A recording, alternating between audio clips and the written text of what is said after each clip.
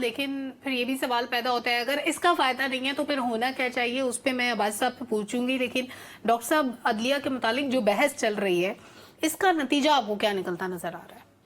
دیکھیے، دو نتائج تو سلمہ ابھی بالکل سامنے آ گئے ہیں. پہلا یہ کہ عدلیہ کے اندر جو فیصلے کیے گئے پچھلے کچھ عرصے میں وہ اب شک کی نظر سے دیکھے جائیں گے. اگر وہ خود کہہ رہے ہیں کہ جی ہمارے اوپر دباؤ تھا تو اس کا مطلب کہ وہ فیصلے جو ہیں وہ دباؤ کے نتیجے میں ہوئے. بالکل ٹھیک. تو ایک تو، اور دوسرا یہ کہ ہم آلریڈی 130 نمبر پہ ہیں ہماری عدلیہ جو ہے. تو اس جو بحث آپ نے کہا، جو بحث چھڑی ہے، اس کے نتیجے میں وہ 130 سے مزید گراوٹ ہوگی، اوپر نہیں جائے گا. یہ دو چیزیں تو مجھے بالکل واضح نظر آ رہی ہیں کہ فیصلے ان کے شک کی نگاہ سے دیکھے جائیں گے، اور اس سے وقار جو ہے وہ مجروح ہوگا، اس میں کوئی بہتری نہیں آئے گی. دیکھیے، اس میں کوئی دو رائے نہیں ہے کہ عدلیہ کے جو فیصلے ہیں وہ دباؤ کے بغیر سامنے آنے چاہیے.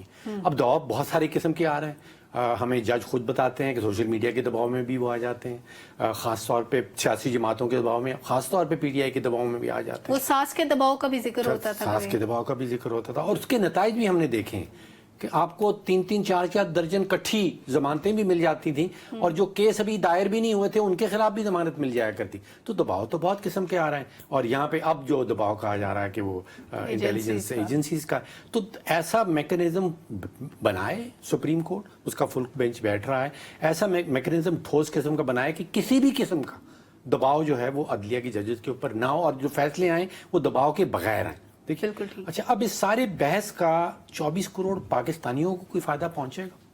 ابھی تو کوئی پہنچتا نظر نہیں آ رہا. ان کے اوپر سارا کا سارا بوجھ اس وقت معاشی ہے، اور معاشی اگر آپ نے بوجھ میں کسی طرح کمی لانی ہے تو پھر غیر یقینی کی فضا کو کم کرنا ہوگا.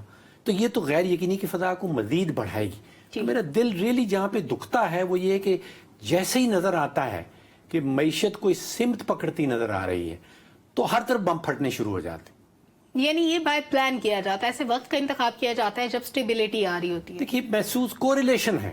ٹھیک، ان دونوں میں کچھ نہ کچھ تعلق ہے. کچھ نہ کچھ تعلق ضرور. ٹھیک ہے. اور کنسرن ڈاکٹر صاحب، یہ جو ریٹیلرز کو لے کے آ رہے ہیں ٹیکس نیٹ کے اندر، الٹیمیٹلی عام آدمی کا اس میں نقصان ہی ہو رہا ہے نا. ہم اگر 10,000 کا سامان خریدتے ہیں، 1,000 روپیہ ہم ٹیکسز کی مد میں دیتے ہیں.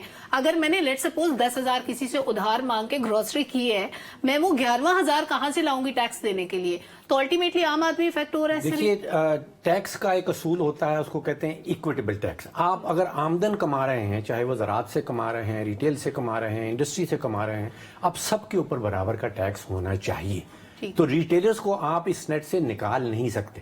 اب یہ حکومت کی ذمہ داری آ جاتی ہے کہ اس نے مہنگائی کو کس طرح کم کرنا ہے، یا اس کا بوجھ جو کنزیومر کے اوپر، صارفین کے اوپر چل رہا ہے، اس کو کس طرح کم کرنا ہے. ٹیکس نیٹ میں سب کو آنا پڑے گا. ایونچولی جو زراعت کے شعبے سے ہے، اگر وہ آمدن کما رہا ہے، جو بھی پاکستانی آمدن کما رہا ہے، اس کو ٹیکس نیٹ میں ہونا چاہیے. بالکل ٹھیک ہے. اور مہنگائی کو کنٹرول کرنا حکومت کا کام